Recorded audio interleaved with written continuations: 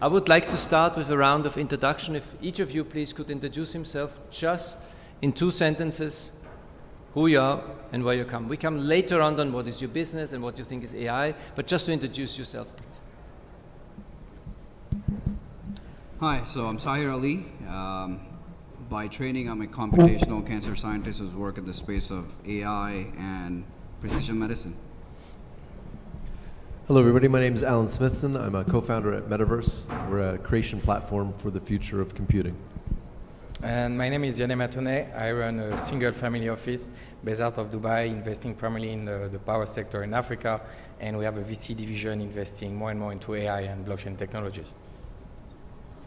My name is Dr. Marwan Al-Zaroni. I am the CEO of Dubai Blockchain Center, as well as the Director of Information Services at Dubai Digital, and a member of the AI Ethics Committee in Dubai. Hi everyone. Hi everyone. James. Hi everyone. My name is James Bijani. I'm a senior partner and the co-founder of a multifamily office, Elia Investments in Zurich, and with a presence in Dubai. We use AI a little bit in portfolio management, so I'm here today to talk about that. Thank you very much, gentlemen, for introducing yourself. Now comes the first question, which is the key question. People, you know that we are doing this panel already not to the first time. The first question is always, what is AI in general for you? Try to explain what is AI, because it's a big word. It's everywhere and anywhere since many years now, and there's no investment conference where AI doesn't play a role. There's no life, I would say, where AI is not playing a role. I was amazed actually when I came a couple of days, Dubai airport, you know, the smart gates. I go there without any passport, without any visa, without anything. It recognizes me. It's incredible, and there are coming millions and millions of people by now. I think Dubai Airport is the largest in the world when it comes to passengers, and it recognizes me without any documents. I was quite amazed. Anyway, so gentlemen, please explain what is AI without speaking about your business. Just explain what is AI so my mother would understand it. My mom is not stupid, but she's not so much in this business. Please. Sure. So artificial intelligence really is just aspiration to have systems and machines that can mimic intelligence. Now, without going into details of what intelligence is, really what's exciting, at least in past decade, is machine learning. And so how do you teach machines to learn from data or experience? And so what are the key things to understand? It's a paradigm shift. Typically you have, when we have computers, we input data and we input a program which instructs the machine to process that data and give us certain outcomes. With machine learning, it's a shift in paradigm. What we're telling the machine is, here are the outcomes, here's the data, you write the program for us. And so that's what's happening now. You're seeing the video you shown, the rules were not coded in, but rather learned through behaviors that the machine is able to see. So that's what's exciting, and it's going in many different fields. Wow. To me, the future of the internet, everybody talks about this metaverse term, but really the metaverse is 3 technologies: XR, virtual augmented mixed reality, 3D, blockchain, crypto, NFTs, and of course artificial intelligence, but it's broken down into machine learning, computer vision, and creating natural language processing. So for me, AI is really, how does our cameras on our phone detect the world around us for when we're wearing glasses, that it knows you're a person, don't put a hologram in front of you. So that's computer vision. Or when I'm talking to an AI bot, it can talk back to me in a natural language that I feel comfortable with. And I think these are 2 massive areas where it's just starting to come online, where you can have a conversation with an AI that feels as natural as it does having with a human. And I think this is a really, really powerful part. And I would like to emphasize that we are very far from intelligent. For now, we are providing inputs and we get outputs. We are very far from having a solution that is ultra efficient and that is close to the human intelligence. And that's why I think we are just touching the top of the iceberg of what the technology is able to do. as of today, I see the AI as increasing the brain, the human capacity to do things more efficiently, quicker, faster, and removing the human error out of the decision making. So that's how I perceive AI, and there is still a long, long road before we see something that is able to replace total human behavior. But, however, with all the implication that is involved, the future is bright for that technology, and it will impact every type of business. And I just want to share a comment. So I was in discussion with one of Harvard professor, and right now they are starting to implement AI course like they are starting to implement accounting course years and years before, because they believe you will need to understand the basic of AI to be able to run an efficient and successful business in the very near future.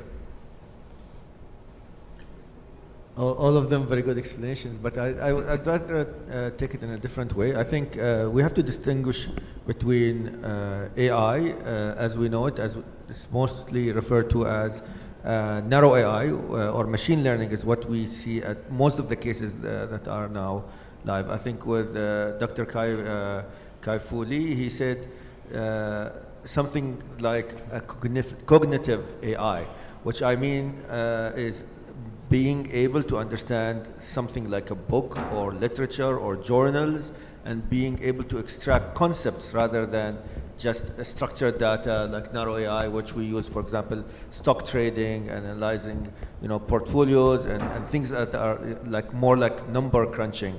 This kind of concept understanding is the next generation, and I think this is where most of the improvement will be towards. And I think using some kind of a human / maybe a primate kind of brain plus AI.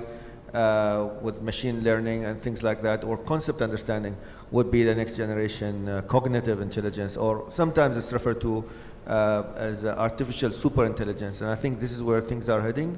And this is not only very exciting, but at the same time very scary, because we can reach that point of singularity, or AI being much more intelligent like humans in general cases rather than specific cases like we've seen in the Rubik's Cube. And that's really scary. At the same time, we have to prepare for it ethically as well as humans. Well, it's hard to add now, but allow me to kind of to go over the three types of AI. Obviously, you've got the reactive type, which is the reactive machine, which is the oldest type. Basically, you're just making the process more efficient. Whatever human beings are doing, we are basically using, we're telling the machine to replicate it in a reactive way and make it more efficient.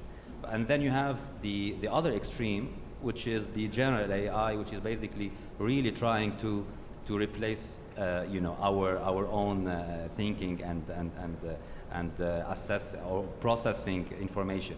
But somewhere in between, and this is where we are, which is called the limited memory. So basically within limited memory, you've got two components. You've got saving past behavior, and two, expecting from the machine to come up, to predict or to come up with an outcome. And this is where, in a sense, in portfolio management, we're trying to focus, especially that, with quantitative easing, the volatility that's happening in the market, all the news you've got on the macro level and micro level, we're trying to allow the machine to learn from past experience, save this experience, and then come up with an outcome. And we're using it on the macro level, in a sense, to tell us where we are in the market in terms of regimes, the low vol or the high vol regime as a starting point. And then later on, we use more qualitative analysis. Thank you very much, gentlemen. I'm not sure if my mother would have understood all that, but thank you very much anyway. Now we go a bit deeper. I would like to know, what is the application and how would you use AI in your specific field? We have different businesses here, different industries. So how do you use it, and what's the advantage over human beings, or what's the cooperation with human beings? As said, in our case, we read the internet, more than 2 million news a day, and get the sentiment. No human being can do that, and use that for prediction, which will even be more interesting when it comes to crypto, because there's a lot of data out there for cryptocurrencies. Actually, cryptocurrencies is only data, right? So gentlemen, please, in your specific industry, what is the advantage of AI? James, would you like to start maybe? Yes, I mean, kind of maybe I spoke about it before. Definitely I mean, at least in portfolio management, we believe the human interaction is still needed. Otherwise, we won't have a job. So if you have a complete computer trading and making, amazing performance on its own. However, we use it in a way as a starting point in our analysis, where basically we're with what we call it reinforcement learning. So we expect to feed all past performance into the machine, and we're not forcing the outcome. Actually, we expect from the machine on its own to tell us, to predict the future. This is what we're doing on a macro level. Then again, I say the micro is more human intervention. Well, thank you very much. I know a little bit what you're doing. It's very interesting. So if you want to see James or anybody else afterwards, I guess everybody's here. And we love what we do, and we talk about what we do, right? So you could ask questions even after, if our time would be up in a few minutes, unfortunately. So for us, I have two hats. So like I mentioned, the Dubai Blockchain Center and also Digital Dubai. So Digital Dubai is all around using AI for user experience. So your journey in Dubai, for example, whether it is buying a car or online shopping or getting a government service done, everything that there's a touch point where something that can be improved, we use AI. Again, we use AI in this case in a very general term. It could be as simple as machine intelligence. The point is we don't use it for the sake of using AI. We use it for the sake of improving user experience. When it comes to the Dubai Blockchain Center, we actually use AI to basically hedge or counter bias. For example, one of the use cases, we use a rating system to rate different projects that are very new. When some people read a white paper, they straight away have some kind of a precondition to really like this project or not like it. And humans are prone to this kind of judgment, even if they know, for example, one of the founders as a friend or something like this. When you use cognition from machine learning or from AI, I'm sorry for using the word machine learning, but cognition with AI, you actually get a raw output and score rather than any bias. And AI has been used also for court systems to judge, and they were really outperforming real judges with a whole lot of experience. Therefore, I think AI in this kind of matter is the best use case because you forego all this bias that you have as a human. Well, thank you very much. So I will tell you about our VC journey investment.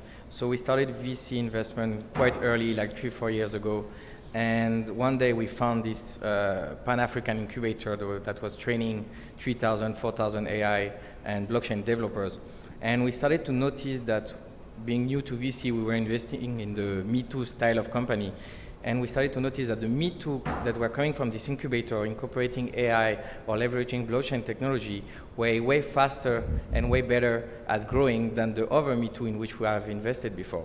So that's how we noticed really the power of those two technologies. And that's how we decided to really go deeper inside that. And to jump back on what you said, Dr. Marwan, is I commissioned the incubator to build me an AI to be able to analyze my deck. So I don't remove my BA, I remove myself from the nice picture, I remove myself from the marketing of it, and the AI is able to give me a rating of my deck and directly say no to the ones that are below a certain rating. Plus, in addition, they fit my own criteria, so I can parameter depending on what I look for. So I think that's already the future, and the next step will be to have like a Google for data room. Where instead of looking through all the documents, and I'm sure we all did the Control F. We search for one word, we put Control F, and then we discover it's a paper that has been signed, is not working. But having a way to ask a question in your data room and then the information pops up, I think is the next step of what we want to do with this personal AI that we use for our own due diligence, in addition to investing in some startup that which want them to be the classic Me Too leveraging AI. Those are great use cases. Yeah. Coming from a content creation standpoint, I think AI is really going to unleash creativity for the world because we have things, if you haven't already gone on OpenAI, go check out OpenAI. It's incredible. You can go on there, you can there's all sorts of different programs that people are building on there, but one of them, you can type in a paragraph of anything, you type in a sentence, and it will fill in a full essay for you. It'll literally write copy as long as you want. And I mean, that's just a simple text. But imagine now there's another AI that we're working with, and it's called Otherworld. And you can say, I want to build a virtual world with 10 trees and a helicopter overhead and bluegrass. And it will build that for you, systematically build it for you. And I think this is really going to unleash creativity, because instead of having somebody sit there with a, you know, with a Wacom tablet and trying to draw this, it just generates it for you, and then you just make the edits you want. So it's going to dramatically decrease the amount of time for creators. So we're already seeing articles being written now. Imagine virtual worlds and things like this as well. And one of the other ways we're using AI right now in our mall actually is going to be for AI service assistants. So when you go into a store, you can either have a real human assistant help you, or you can talk to an AI, and the AI, we're working with a company called InWorld AI, and it's the guys that made Google Dialogflow, and it is indistinguishable, almost indistinguishable from humans. So you talk to it as if you're talking to it, and it talks back in any language, and it has traits. It's sassy. You know, you can punch in the traits of the AI that you want, and I think this is really going to revolutionize how we communicate and how we disseminate information to our customers. So in my field is mostly healthcare. AI is already transforming it. And so if we look at aggressive disease like cancer, there are areas, there's just unmet needs. And so particularly, we're getting better and better at diagnosing cancer. But when it comes to management of cancer and finding right therapies, it's still a kitchen sink approach, what we call treating to the mean. What AI is already doing, is looking at all sorts of data that's found within your own body, from genomics to proteomics to data derived from medical imaging. It's combining it in a unique way that gives you a risk score, which now we call precision medicine. So that right therapy is given to you at the right time. And so this is not replacing doctors, it's not replacing radiologists. In fact, it's meeting an unmet need. So that's one area. The second area is the healthcare management.